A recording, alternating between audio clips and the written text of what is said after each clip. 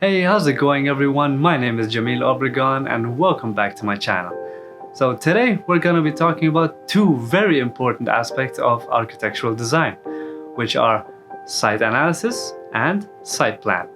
We'll be talking about what they are, why we use them, and also how to draw them.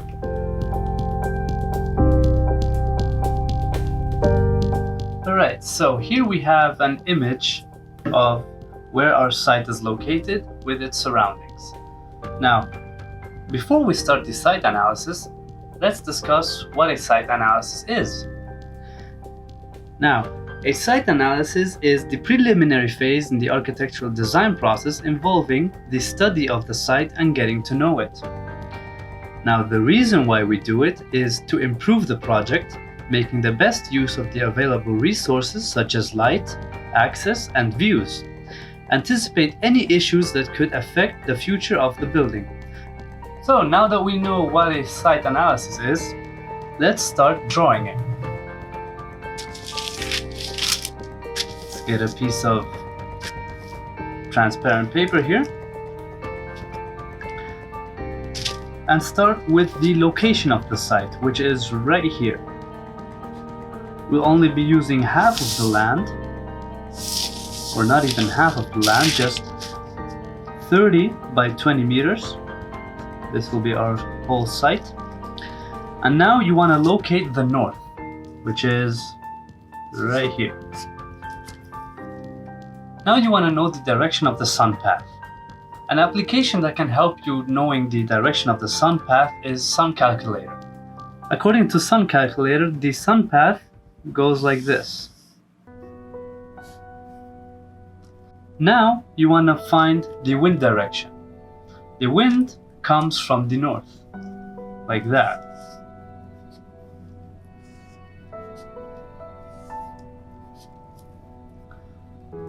Now the reason for the wind direction and the sun path, let's start with the sun path first.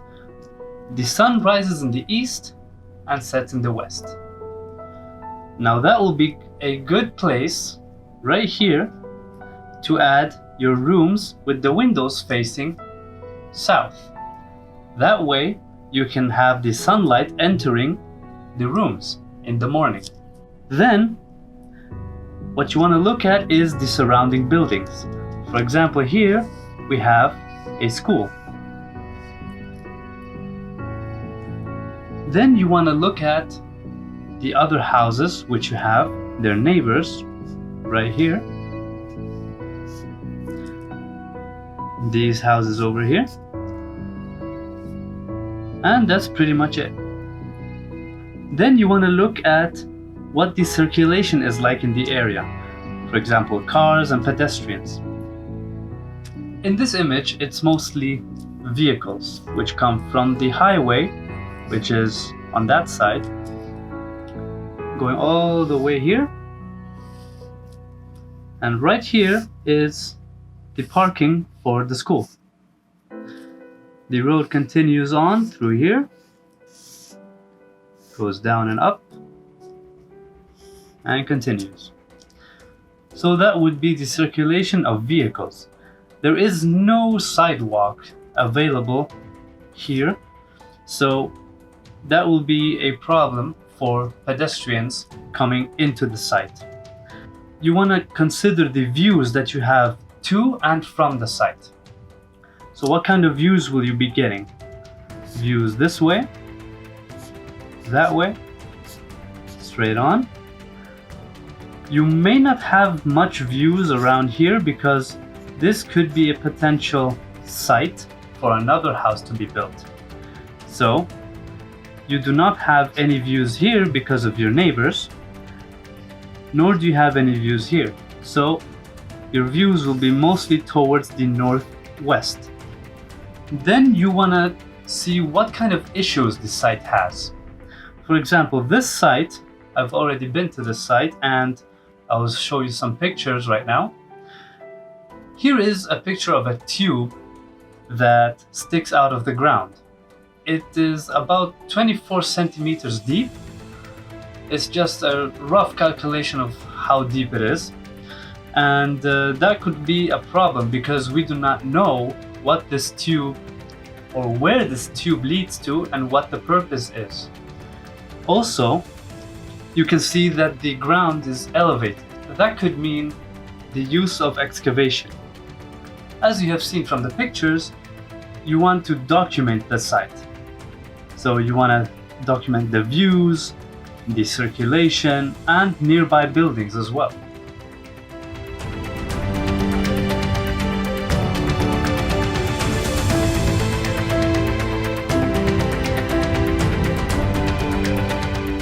So before we begin drawing, I would like to explain what a site plan is first.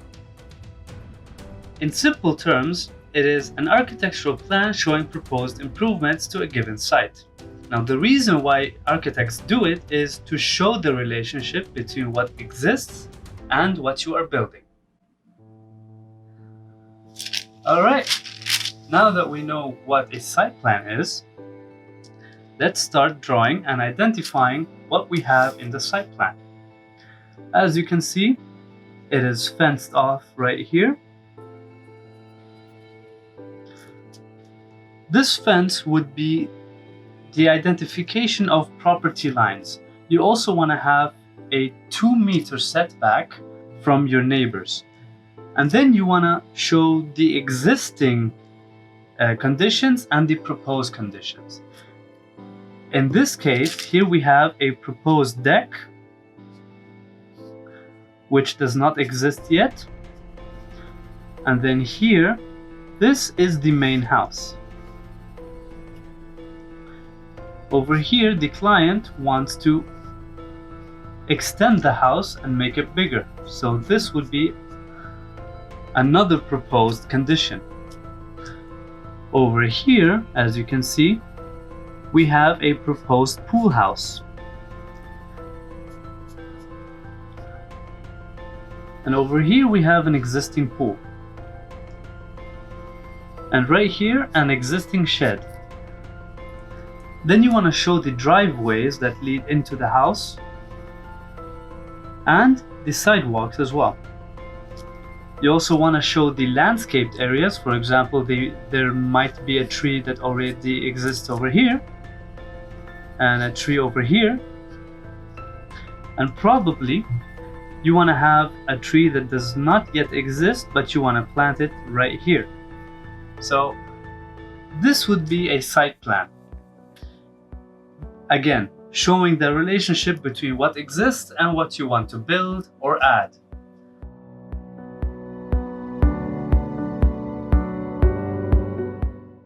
Now I'll be showing you the applications that I use to create my site analysis. The first application is Windfinder. If you'd like to check it out, I'll be linking it down in the description below. Now, what Windfinder allows you to do is to see the wind direction at any given time anywhere around the world. Now, down here we have a bar with hours and dates. You can go forward 3 hours or back 3 hours. What this allows you to do is see the wind direction at any given time. As you can see, by changing the hours, the wind direction changes as well. You can also mark the location specifically, and it will show you the direction and the speed, your latitude and longitude. You also have air temperature and precipitation. And that will be it for Windfinder. Now, let's move on to the second application, which is Suncalc.at. What this application allows you to do is to see where the sun path is.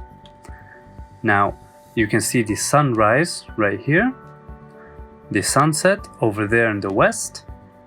You can see the sun path, the sun's current position, and as you move the map, the compass follows. On the top left, you have the time that the sun rises. In the top middle, you have the current date. Top right, you have the time that the sun sets.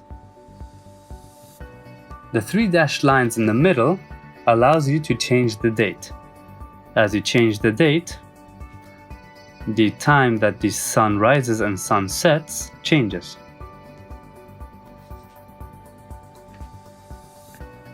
Alright everyone, that'll be the end of today's episode. Hope you've enjoyed it. Give this video a thumbs up if you've liked it and learned something new. Hit that subscribe button and the notification bell to be notified of new and weekly uploads that I'll be doing. Share it with an architecture student in need of knowledge. And if you have any comments or suggestions, leave them in the comment section down below. And I'll see you guys on the next episode. Cheers, my friends.